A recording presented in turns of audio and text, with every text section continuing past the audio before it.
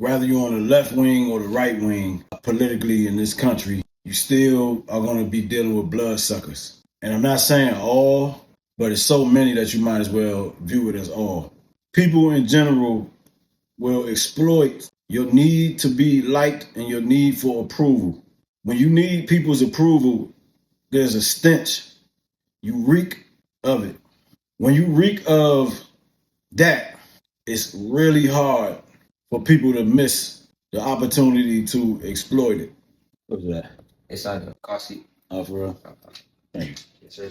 And so people will watch you tap dance for their approval, and all the while they're using it against you. At the top of each branch are the people that understand this the best, where what they need is respect. Their goal is to dominate. And in order to dominate, you can't rely so much on your emotions. That's why oftentimes the people at the top, will see them as heartless and cold and calculating, because they are. Because they need to be to maintain their power. And you know what you need to be in order for them to maintain their power? Emotional. I don't care if it's anger, sorrow, sadness, whatever it is. If I want to stay in power, it's best to keep you emotional and keep me emotionless, so that I can manipulate and weave in and out of morality and change my morality to whatever's going on at the time. It gives you a better view of what's going on, and then you know which tactics to employ. Make no mistake about it. You may agree with the ideology of one side more than the other, but both of them are fluid. Both of them will change if the people say change it, because they need the people. And this is not just me talking about us, the people, and the government. No, this is all around. Your friends. If you don't like how people treat you, understand this. Let's say you got a girlfriend or a boyfriend, and you don't like the way they treat you. They kind of treat you bad sometimes. And a lot of y'all can relate to this. The reason that that's possible is because they can smell your need for their approval or for their acceptance. Because if not, then they couldn't treat you that way. Because if you go in and you demand to be treated a certain way by refusing to accept anything other than respect, what do you think will happen? Two things can happen from there, and both are better than what would be the current situation. And that's, you depart ways, which is fine because that's better than being disrespected, or they'll have to change the way that they treat you.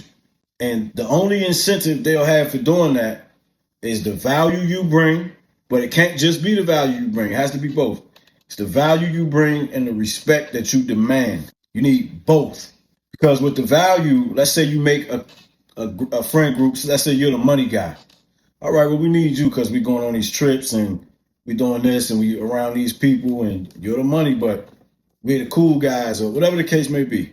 You know, that you have to bring value, but you also have to demand respect, because even with money, even with influence, even with whatever you got, if you're not refusing to accept disrespect, then you will receive disrespect.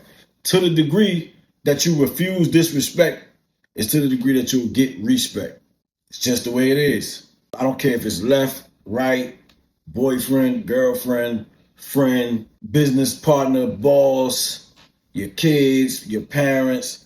You have to demand respect. Nobody can use your emotions against you if they are not in control of your emotions. If your emotional state doesn't depend on them, then they can't use it against you. The only person that can use it against you is you. And that's true now, but a lot of people don't know that. Your emotional state completely depends on you, nobody else. If somebody else controls your emotions, is you allowing them to control your emotions. We have to come to a time where we are back thinking and thinking for ourselves. It doesn't matter this person's religion and that person's religion and that person's race and this person's ideology and this person's skin color and this person's culture. You can't be swayed by people, places, or things. And I mean that in both directions. A compliment shouldn't do anything more for you than an attack. If somebody tells you you're ugly, it should have the same effect as if somebody tells you you're pretty or handsome. Thank you. Simple. Thank you. Because you really don't care. You shouldn't care. Because if they can sway you this way, to the degree that they can sway you to the left, it's to the degree that they can sway you to the right. No pun intended. Be in control of yourself. Be in control of your emotions. Let go of hatred and anger. Center yourself. Develop a relationship with God, and God is not a voice in your ear. God is not your emotions. God is stillness.